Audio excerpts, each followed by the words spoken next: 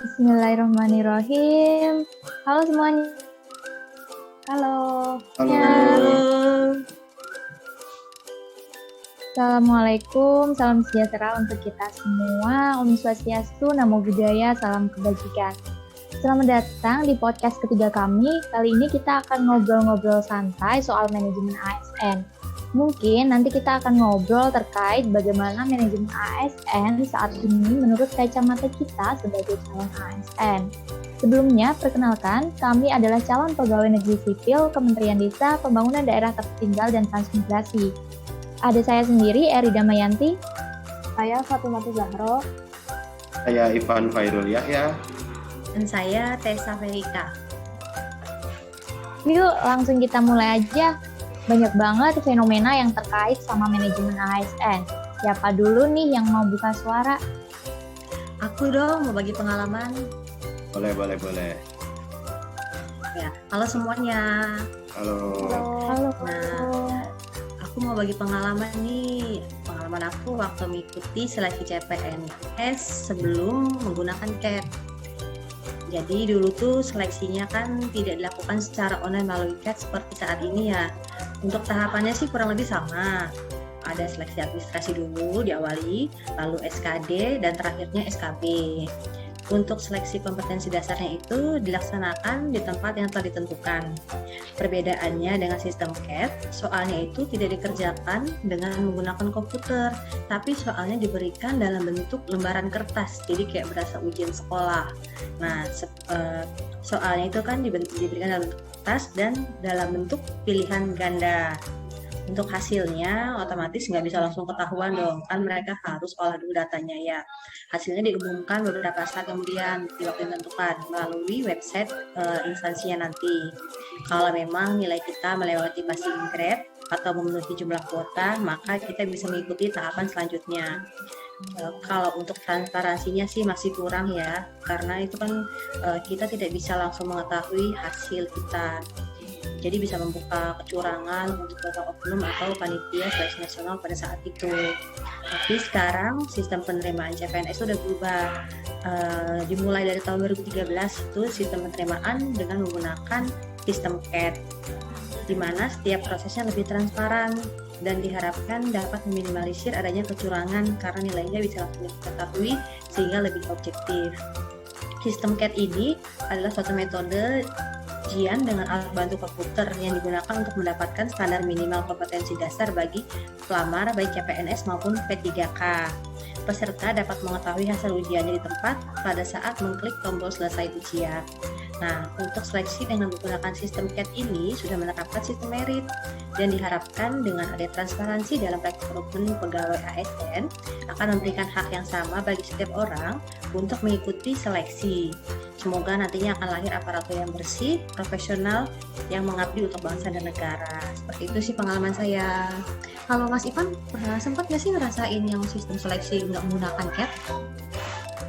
Kalau saya sih sebenarnya dulu belum pernah ya Mbak ya. Jadi saya langsung sistem CAT sih.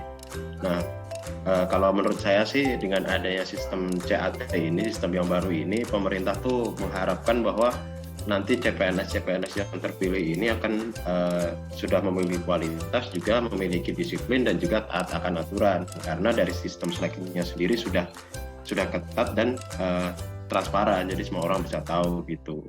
Mungkin kalau dulu kan sistemnya mungkin nggak transparan ya, mungkin dari sistem seleksi dulu itu juga yang membentuk ASN atau PNS yang dulu mungkin teman-teman sering mendengar di berita bahwa PNS ini kerjaannya cuman main game misalkan di kantor, kalau enggak berangkatnya siang terlambat gitu, kalau enggak pas sudah sampai ke kantor kerjanya cuma tidur gitu.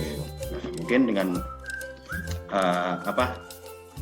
sistem penerimaan yang baru ini akan menimbulkan CPNS yang baik. Kemudian dengan kondisi yang sekarang ini, saya tuh sering lihat tuh bahwa kan kalau sekarang tuh absensi kan nggak pakai sidik jari kan ya, sekarang pakai absensi manual, soalnya kan kalau pakai sidik jari nanti dapat menularkan virus corona. Nah itu tuh sering kali dimanfaatkan oleh oknum-oknum tertentu yang berangkatnya siang, jadi berangkatnya sih jam 8, jam 9 gitu. emang sih mereka kalau berangkat siang itu memang pulangnya sering malam jam 6, jam 7. Tapi kan itu kan tidak mencerminkan bagaimana tugas ASN itu dilaksanakan dengan baik. Bagaimana harusnya mereka kan berangkatnya tetap setengah 8, pulang jam 4.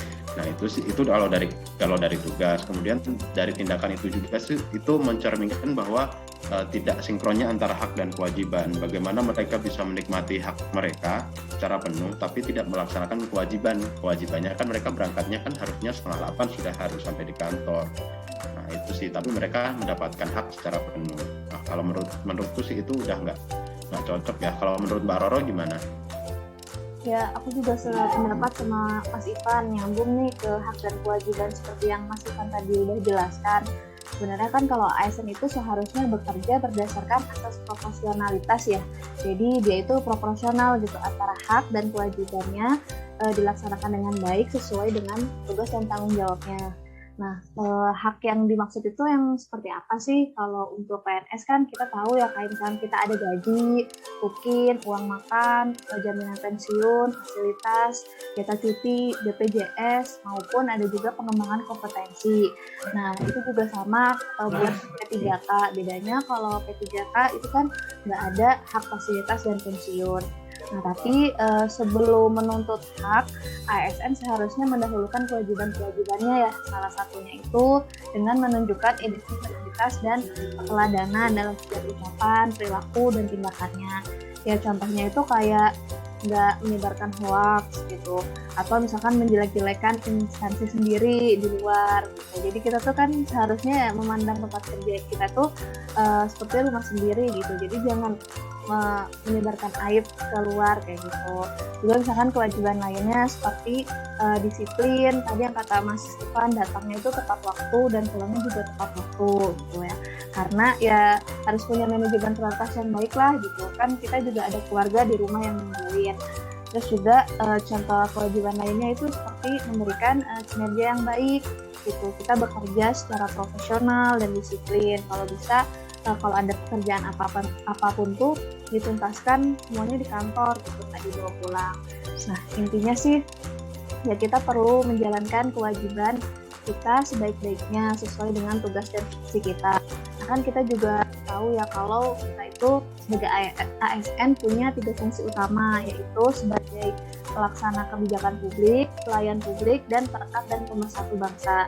Nah, tapi menurut saya agar bisa menjalankan tugas dan fungsi ini secara optimal, para ASN ini tuh perlu didukung dengan pengembangan kompetensi SDM yang baik. Nah, kalau menurut Mbak Eri gimana nih?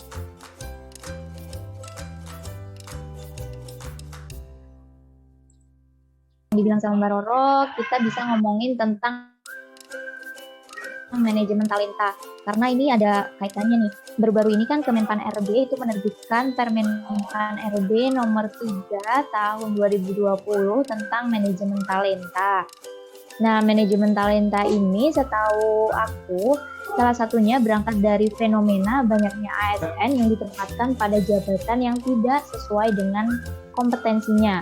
Misalnya nih, sarjana teknik ditempatkannya di tata usaha. Terus sarjana akuntansi ditempatkan di bagian yang memang tidak ada hubungannya sama sekali dengan pengelolaan keuangan atau lain sebagainya. Nah, kalau kita perhatikan itu semua itu bisa bikin kinerja mereka nggak maksimal. 1, mereka nggak bisa menerapkan ilmu mereka selama mereka kuliah. 2, pun mungkin ada beberapa orang yang menjadi tidak bersemangat ketika bekerja karena merasa tidak passion atau dia merasa tidak kompeten dengan pekerjaan yang sekarang. Jika ASN aja nggak kompeten, bagaimana dia bisa berkontribusi secara maksimal untuk organisasinya? Untungnya nih, sekarang ada manajemen talenta yang menjamin kita sebagai ASN bisa mendapatkan pengembangan kompetensi yang sesuai dengan background pendidikan dan jabatan yang kita tempati. Dengan begitu, pola karir kita akan lebih jelas dan pasti.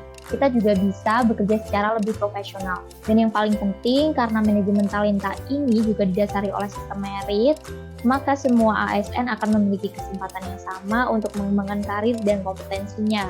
Beruntung loh kita masuk di tahun 2020 Semoga perjalanan kita sampai diangkat sebagai ASN nanti lancar-lancar aja ya. Amin.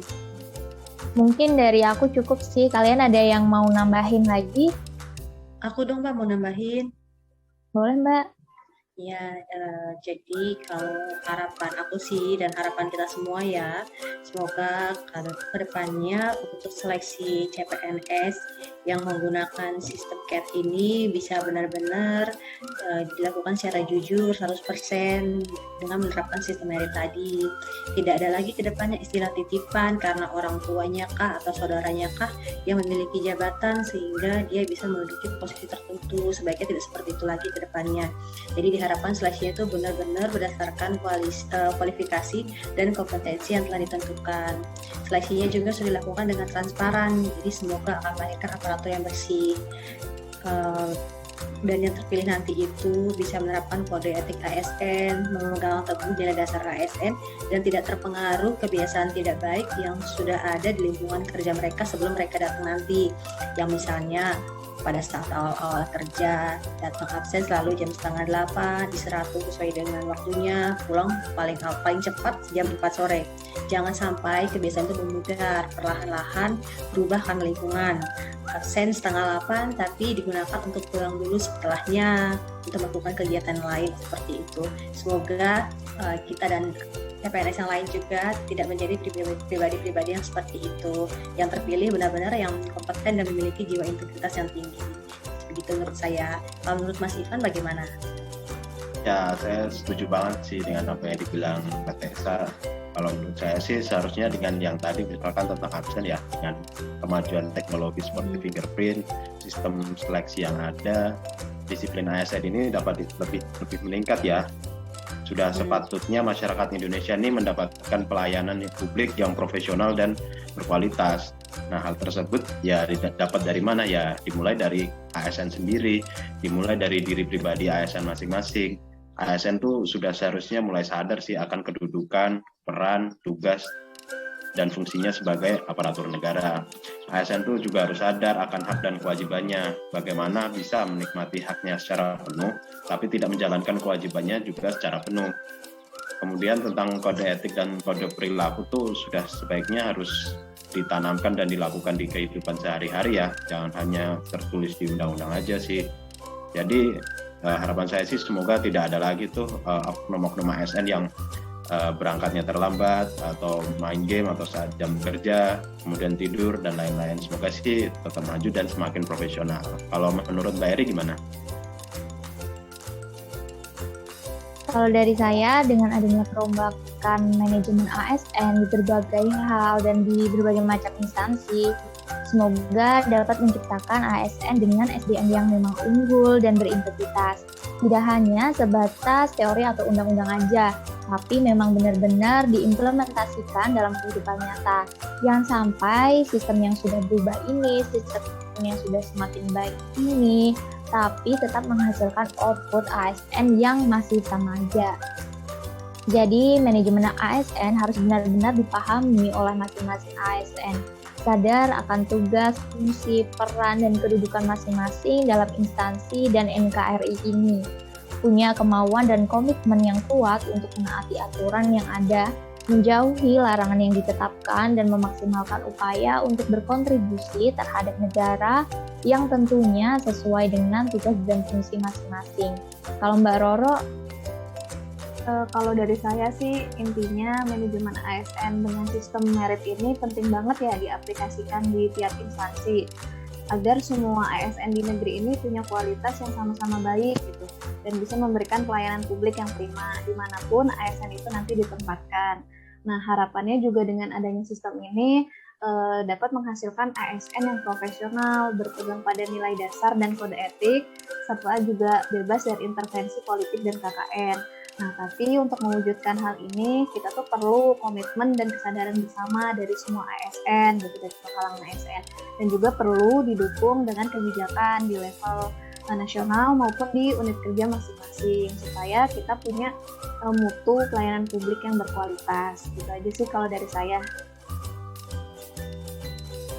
Oke, mungkin cukup sekian dulu ya perbincangan kita hari ini. Saya ucapkan terima kasih kepada semua pembicara. Semoga perbincangan ini dapat bermanfaat bagi kita semua. Sampai jumpa. Terima kasih. Dadah.